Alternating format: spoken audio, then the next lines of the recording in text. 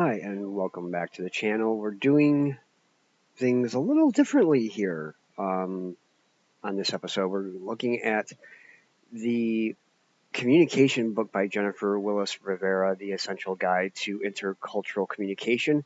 And before we get into that, as always, please like, subscribe, turn on notifications so you know when new videos come on out, and leave a comment down below. I got a question for you on this book right away, so I'd love to hear from you guys, your opinion. And also, spread the word. It helps me out, and I appreciate it. I love talking about books. I'm doing this for what would be considered in this book the folk culture, meaning I'm taking things that are for profit and I'm doing it in a sense that where I'm not making a profit, because obviously I'm not. I'm not making anything on here. Now, there are obviously people who are making money on here, and so are they taking things for that are for profit and making money off of it? It's all under the popular culture chapter, which is really interesting. So she basically says YouTube itself is based on profit. The majority of videos that are posted are not. Now, here's the question, because this was done in 2010, 2009. What do you think? Do you think that YouTube videos now are really not for profit, or do we see people who have millions of subscribers are making money off YouTube, and that would be a profit, basically? So leave your comments down below. Do you think YouTube is more of a folk culture um, by the content creators, or do you think it's more of a for profit? Obviously there are a lot of people that want to make money off of YouTube. Um, Many of us don't. For every one that does, there's probably a million that don't, that aren't able to do it. So leave a comment down below. I'd love to hear. I'd love to hear what you have to say on this, and I always respond back. So um, yeah, leave one down below. But basically, I mean, this book, it's not very long, but it's packed with so many things. It's 7 chapters, which is basically like defining intercultural communication, which is sort of it's a textbook. And I had this when I was a college student, long time ago. Um, and then the second chapter is verbal and nonverbal in intercultural communication. Um, One part of that I found really interesting was what they call chronemics. It's basically the study of how we use time. And even though she uses a lot of her examples are United States based, because that's where she is, obviously, it's where I am. But she does try to put it more toward other cultures as well. We in the United States, she says, are in a culture that we see time as very important. Time is money. The early bird gets the worm, basically. Um, you know, this would be what they would call monochronic. Monochronic, where we see time as being important. Time is money. We have to do the most as we can in that time that we have. And then there's the polychronic, who those cultures, they don't see time. They see time more as fluid, and it's not so much as, gee, how much can we get done? Do we have to get a business deal done now? Do we need, and this comes in play like when you talk about,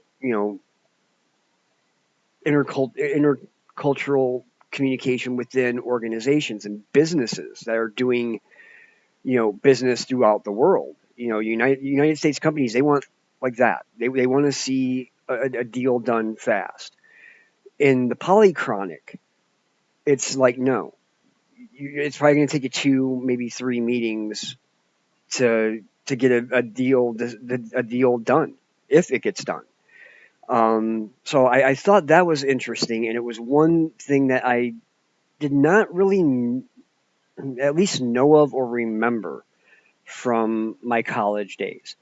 I'm not going over this whole book just because there's so much, and it would take like, you know, a long, long, long video to do this. The one chapter, and I did take off a half star. I guess I had a little bit of issue with the borders chapter, the way it was sort of phrased, or the term borders. I get it, the geographical borders, and then you make the cultural borders. But I think for somebody that is just coming out of high school, going into like community college or university, going into a communication background, they may not necessarily get what you mean. They may not draw that instant parallel. They might not. I don't know. But it was one of the chapters that kind of threw me a little. And then going back into the pop culture, she throws in a fact that I did not know, and I will probably never watch the movie again, though I didn't really plan on it anyway. Is Disney's Aladdin, the animated cartoon? Um, Even though it's supposed to be Middle Eastern, right?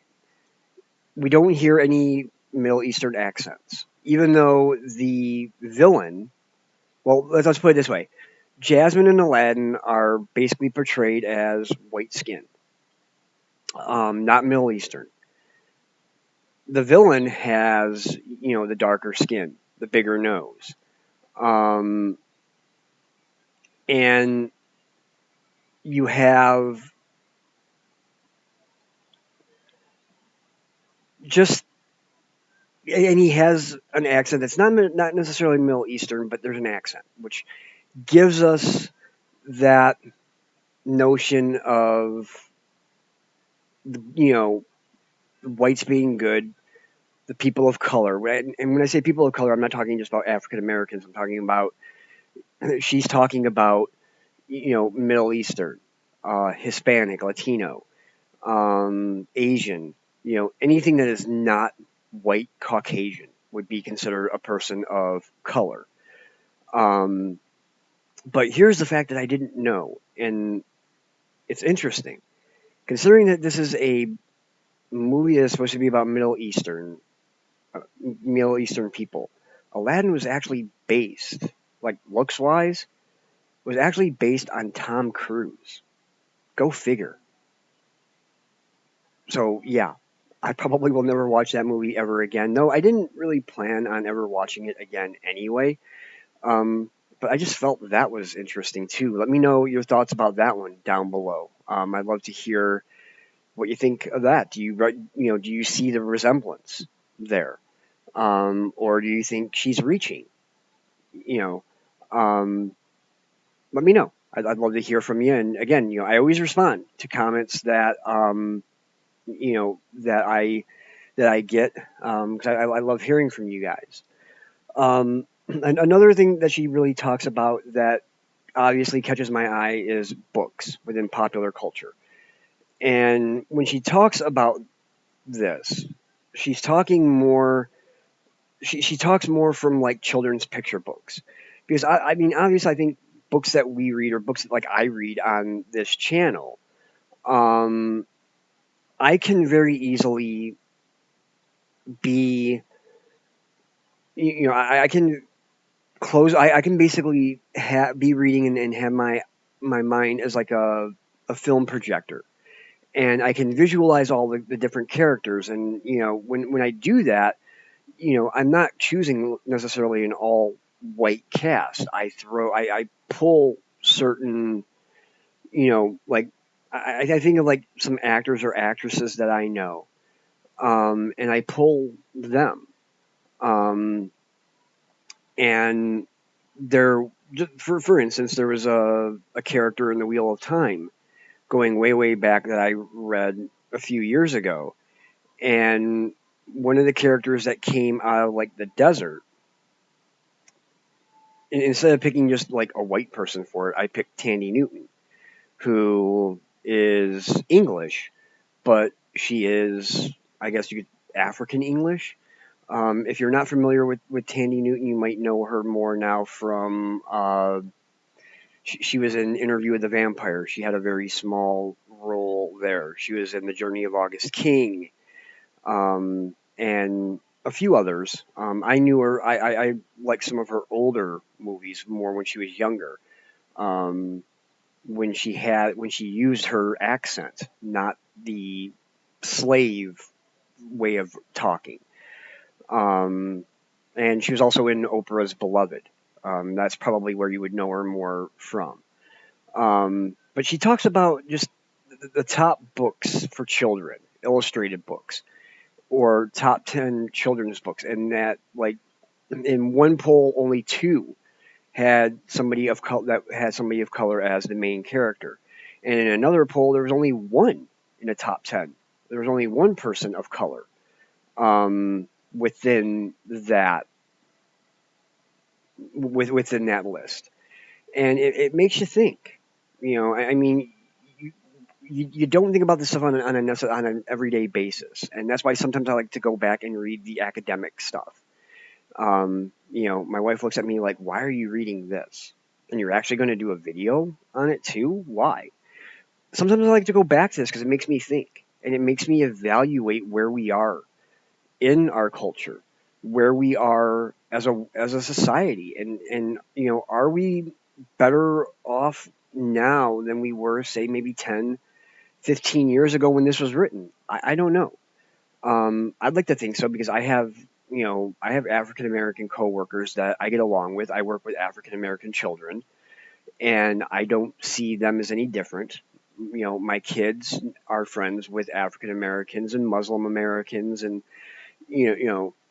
there's nothing wrong with that. I don't see. Would that have been okay 15 years ago when this was written? I don't know. I wish I could like take the time capsule back and do that and be able to you know have that ability to see that. I think that would be kind of cool. Um, the last chapter I think is pretty important too, which is the five things to remember on why we study communication. Um, and I'm looking at this just because, again, it being more academic stuff, I don't want to misrepresent anything. It's different from doing fictional books. But the first one is intercultural communication is everywhere, and it is everywhere. Um, you know, you go on a campus, and there's different groups, and there's different groups for different people. Um, and sometimes she says, we want to say like, be nice to people, say the right thing. And the idea is good, but it's a big problem with political correctness. And I mean, I don't think political correctness is as big now as it was back in 2010. But, the fact is we have to communicate. A lot of times we're afraid to say the wrong thing. So we don't say anything. We say nothing. And that can be the bigger mistake than actually saying the wrong thing. And that comes into one of the other points. Two is the thing that I think I agree with the most. This book, normal isn't normal at all, and I like this because I've always asked people when they say that something is normal. I always ask them, give me a definition of what normal is, and 9 times out of 10 they can't, or they'll just say, oh well, it's just the way it is. Well, that's not telling me anything. That's if you can't define normal, if you can't define the word, then don't use it as a concept because the concept doesn't exist. Is what she is saying here. There is no such thing as normal. What we may consider normal here in the United States is not normal in Asia. They might they might have their own thing that they do that we see as not normal. So there is no such thing as normalcy. There is no such thing as normal. Um, we may think there is. I think, we like to think of the things that are normal as the things that are closest to us, the things that are most accepted, the concepts that are most accepted. But there is no normalcy, especially if you can't define it. And at least in my eyes, that's something. Even before I read this book, that's something that I would always say to people is, define it for me. Define for me what normal is. And if you can, then I'll take you at your word. But 9 times out of 10, they can't. And that 10th time is usually, well, it's just the way it is. No, it doesn't work that way. 3 goes back to the borders and that they're everywhere. And yeah, they are. But again, I just have kind of an issue with the whole border idea. I guess the terminology, I don't know. For some reason, it struck me, and I can't say why. I think I get where she's going, as the border is that split between cultures. Like we have a border between countries, and you're on, if you're on one side of the border, then you have this culture. If you're on the other side of the border, you have that culture, and I kind of get that. It just, for some reason, it kind of didn't sit with me well. I don't know, and I can't really say exactly why. Because I think this book was very well written. But that one just doesn't really sit with me. 4th is Barbie is more than just a pretty face. And that's basically talking about, how we expect, I guess, girls to be. Barbie has had 40 jobs, over 40 jobs.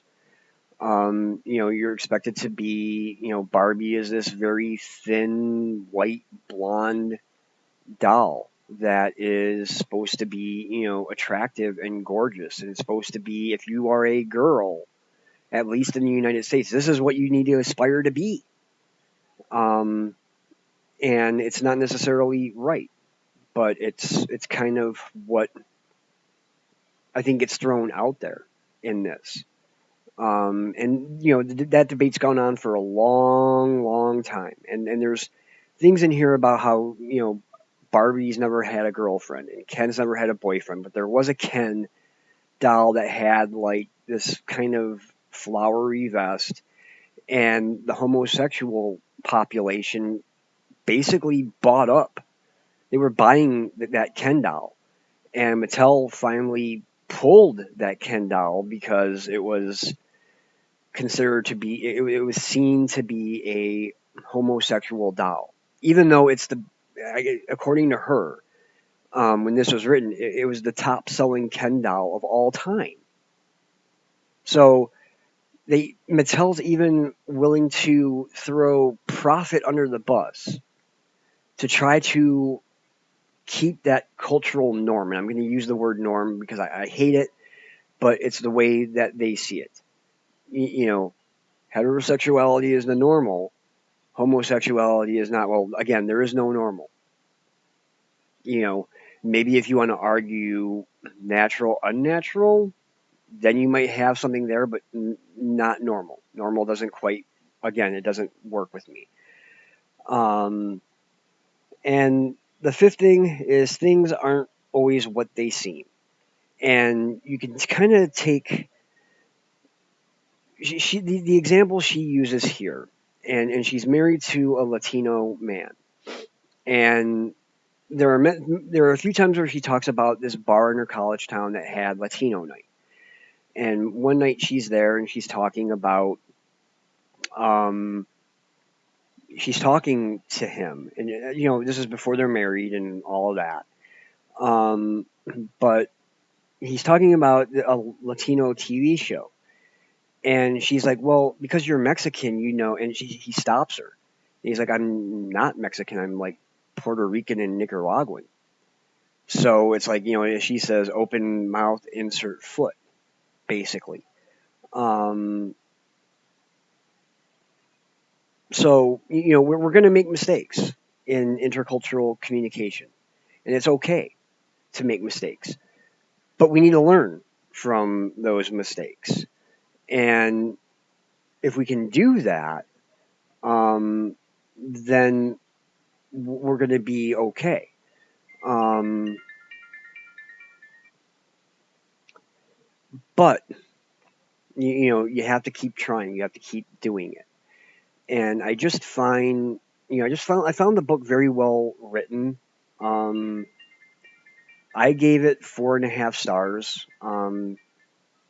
I gave it really a 4 on Goodreads because you can't really round up on there, but 4.5 stars. I liked it.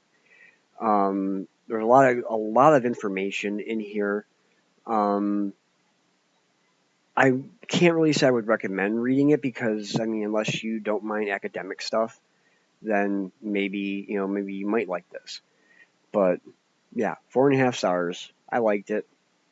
So again, as always, please like, subscribe, turn on notifications so you know when new videos come on out. Um, you know, leave a comment down below. There's a few things in here where where I left some questions for you that I'd love to see what you guys have to say about them. Leave the comments down below, and spread the word. I appreciate that. I appreciate your support. So, as always, until next time, keep YouTube literate, and God bless.